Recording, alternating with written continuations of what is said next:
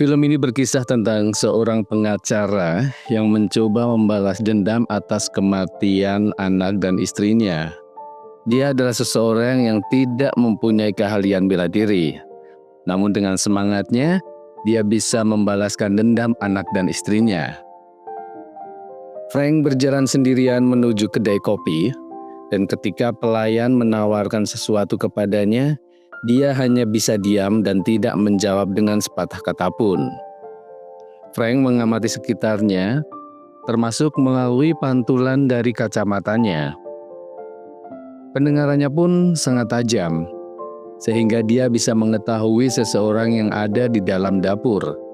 Begitu mendengar suara itu, dia pun langsung merangsek masuk ke dalam dan menyerang seseorang berkulit hitam. Frank mencekik orang itu dengan tali. Hal itu dia lakukan bukan tanpa alasan. Dan kita akan mengetahuinya setelah kita mengetahui kisah sebelum hal ini terjadi. Di dalam kantornya, dia berjalan sambil menelpon seseorang. Dia menjelaskan bahwa wanita berbicara 20.000 kata per hari, sementara laki-laki 17.000 per hari. Namun bagi Frank, dia berbicara 80.000 kata per hari. Namun dari 80.000 kata tersebut yang dia ucapkan hanya ada 3 kata penting baginya, yaitu I love you. I love you. I love you. Ya, dia sangat menyayangi anak dan istrinya.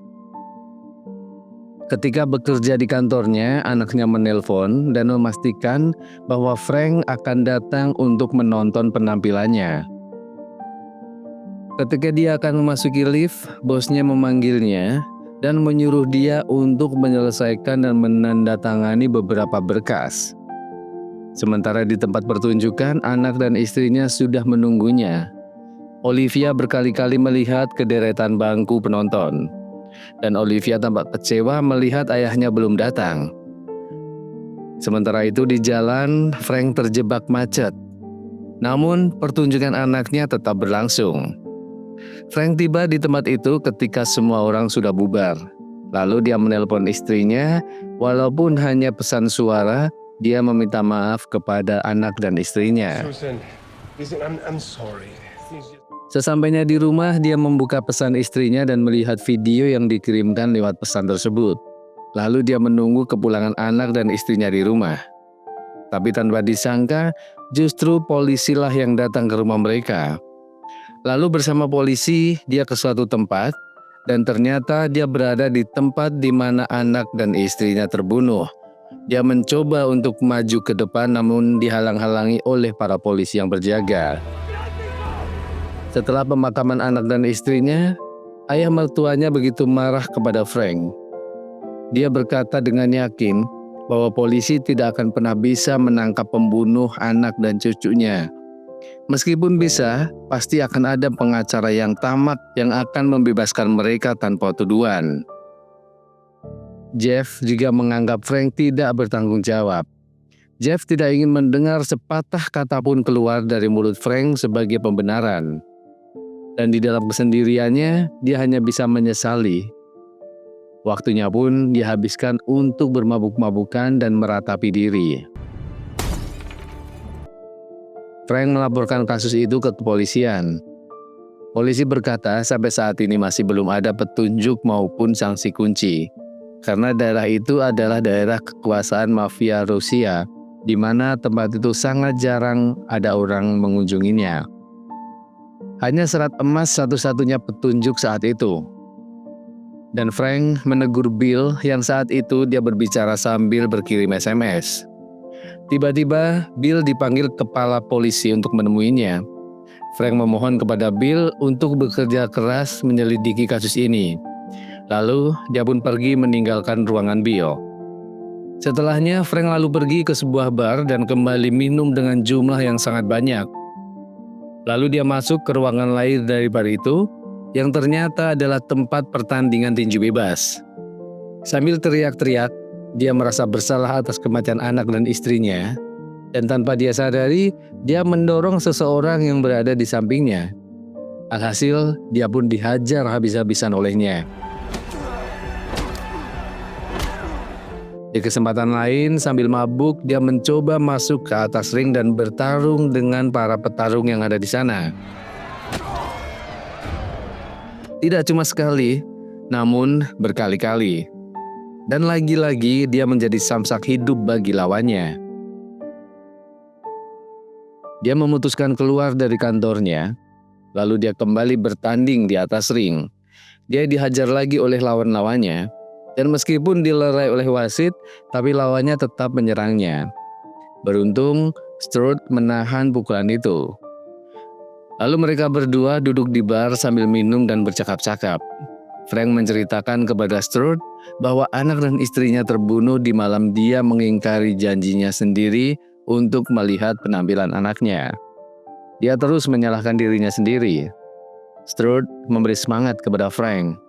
Strode yang juga seorang polisi berkata kepada Frank bahwa kepolisian telah merubah status pembunuhan anak dan istrinya dari aktif menjadi pasif. Itu artinya kasus ini ditunda sampai waktu yang tidak ditentukan. Frank begitu marah mendengar hal itu, lalu dia pergi meninggalkan Strode. Ketika di jalan, gadis yang masih sangat muda belia menawarkan diri kepada Frank. Frank lalu bertanya berapa usianya. Gadis itu menjawab 13 tahun. Dan di tengah percakapan mereka, tiba-tiba seseorang menghampirinya dan akan mengajak gadis itu pergi. Namun Frank mencegah dan memukulnya sampai terjatuh. Tiba-tiba sebilah pisau ditusukkan ke kakinya. Lalu Frank terjatuh ke jendela kaca di sebelahnya dan dia meraih buku di sebelahnya untuk menutupi lukanya.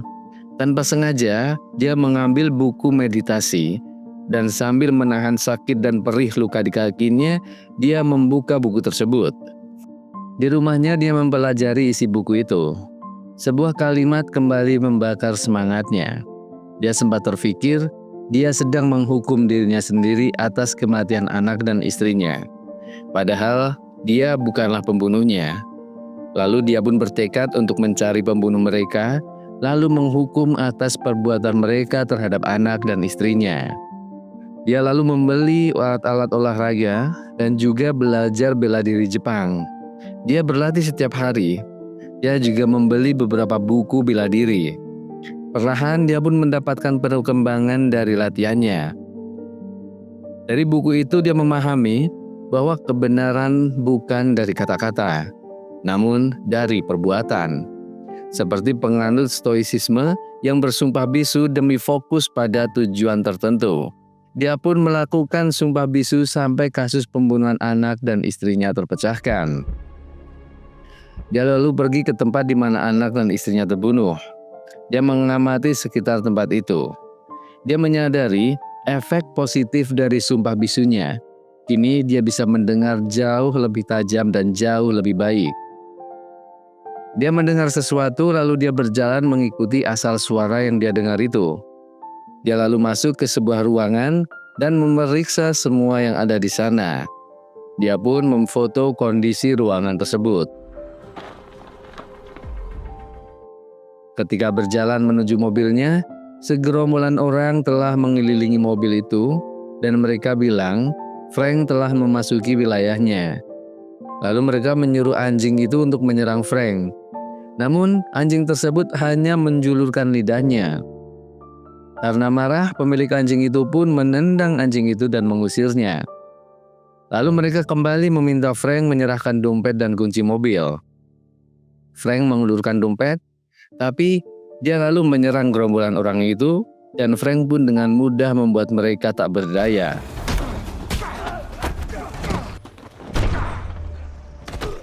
Dia bisa mendengar pergerakan lawan-lawannya dengan baik sehingga Frank bisa dengan mudah melumpuhkan mereka.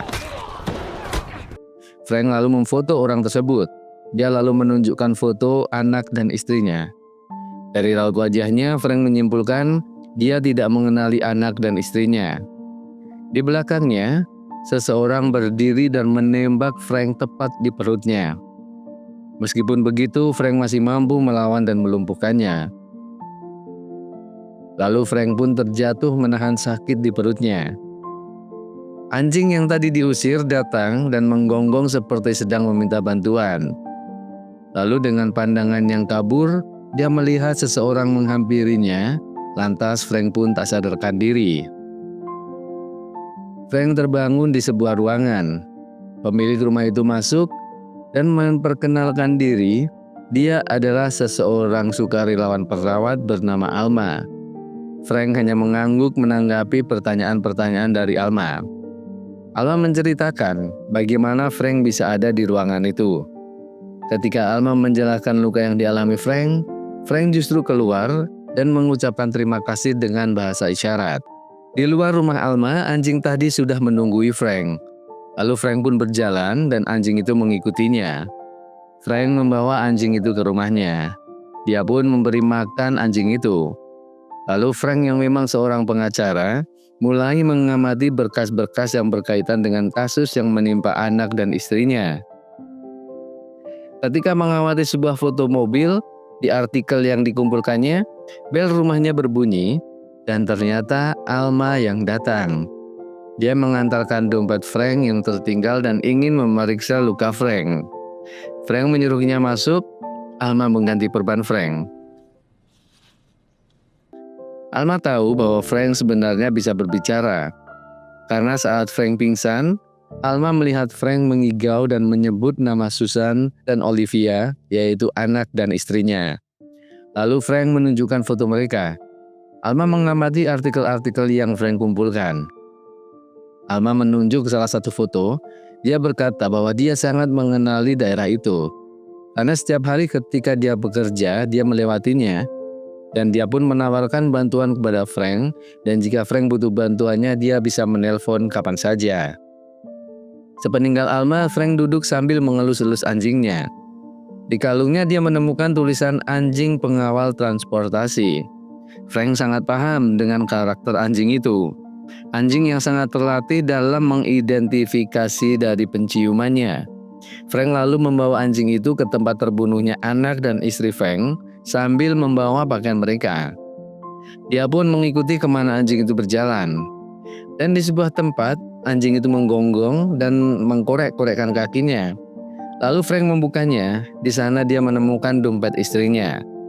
Dia teringat tempat yang pernah ia datangi.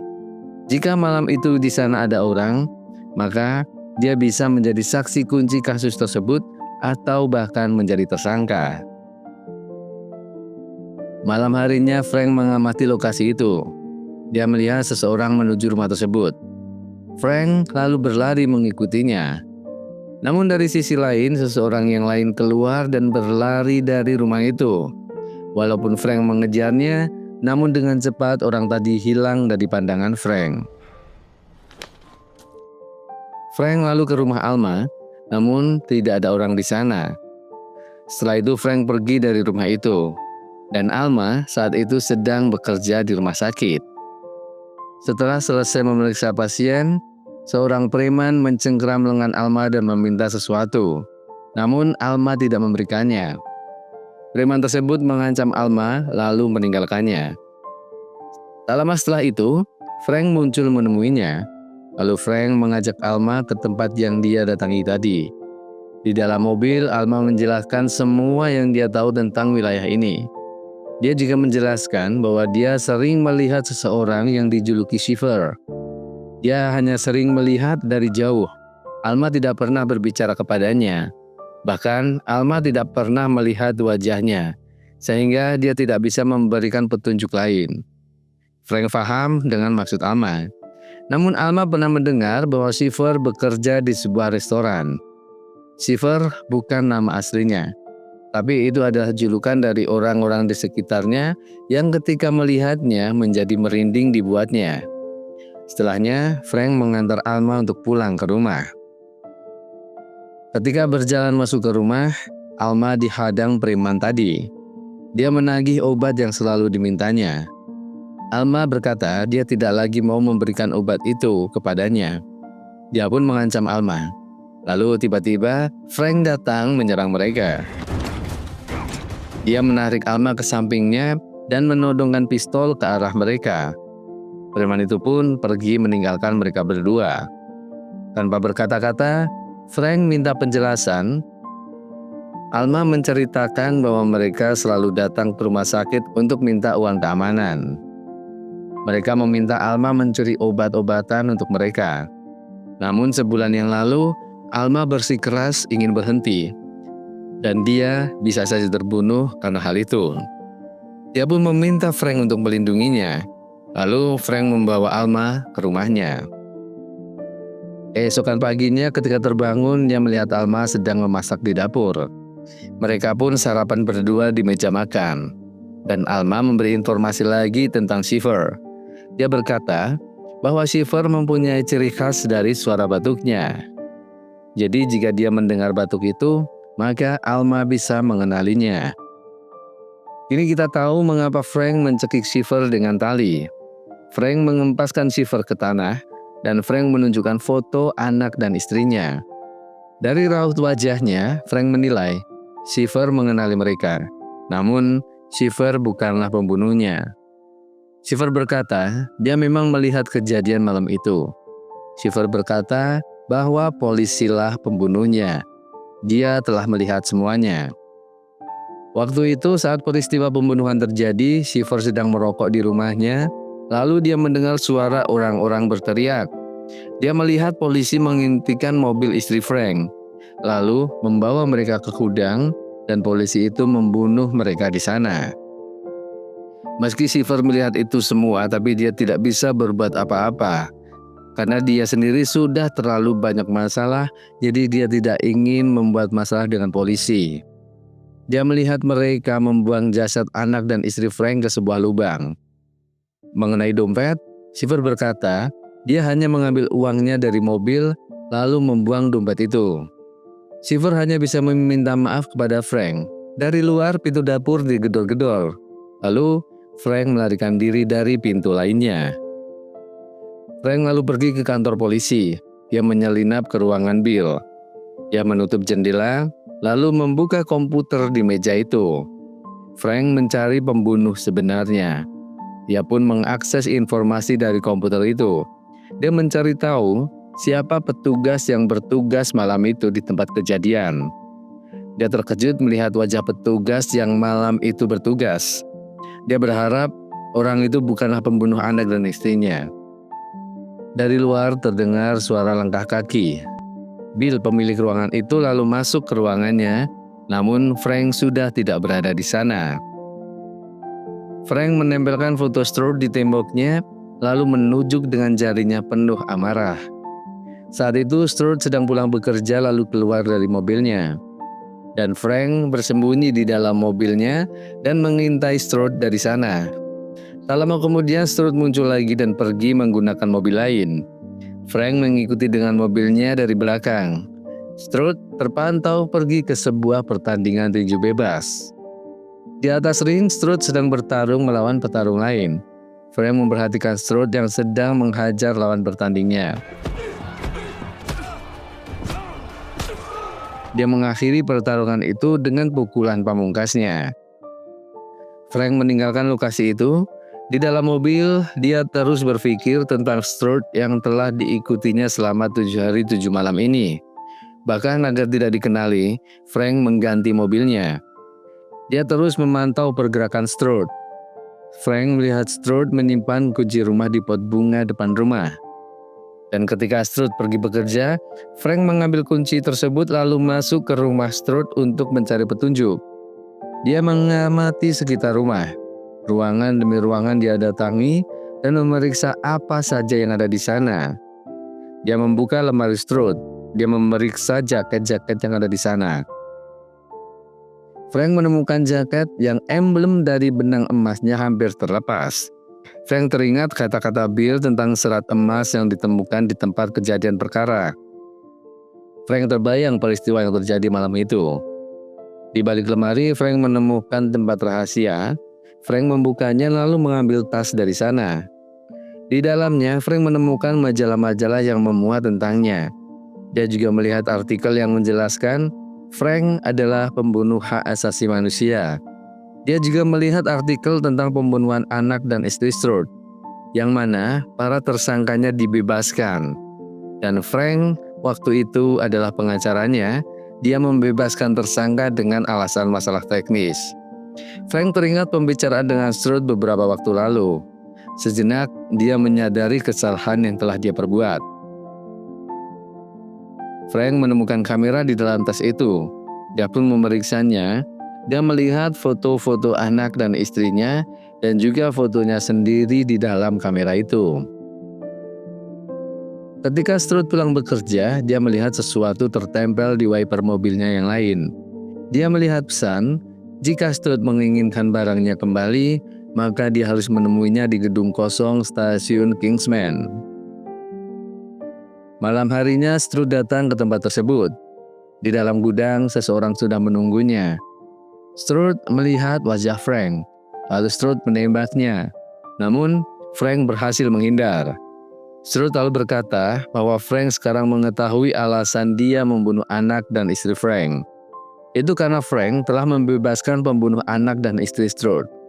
Frank hanya bersembunyi, sementara Strode berkata bahwa saat itu putrinya berteriak memanggil Frank. Sementara Strode memprovokasi Frank, dia bercerita bagaimana dia membunuh anak dan istrinya. Saat itu putrinya berteriak memanggil Frank, ayahnya. Dia berharap saat itu Frank datang menyelamatkannya. Namun Frank tidak pernah datang. Frank menunduk penuh penyesalan mendengar itu. Lalu Frank melompat menyerang Strode. Mereka pun saling serang. Strode yang seorang petarung melakukan perlawanan. Dia tidak mudah untuk dikalahkan. Frank sempat terkena tendangan dan terlempar jauh. Strode memukulnya dengan kayu lalu membanting tubuh Frank. Melihat yang terkapar, Strode menusuk perutnya lalu mencekik leher Frank. Dengan perjuangannya, Frank mampu membantingnya dan lalu menusuk perut Strode. Dia terbayang untuk segera menggorok leher Strode. Namun hal itu dia urungkan karena dia teringat kalimat stois bahwa balas dendam terbaik adalah dengan tidak menjadi seperti musuhmu. Frank memukul Strode dan membuat dia tak sadarkan diri. Di depan pengadilan, Bill dihampiri para wartawan. Dia berkata bahwa banyak bukti yang memberatkan Strode. Frank melihatnya melalui televisi di rumahnya. Frank lalu mengunjungi makam anak dan istrinya. Dia berkata dari sekian banyak kata yang dia ucapkan, yang terpenting hanya ada 3 kata. I love you.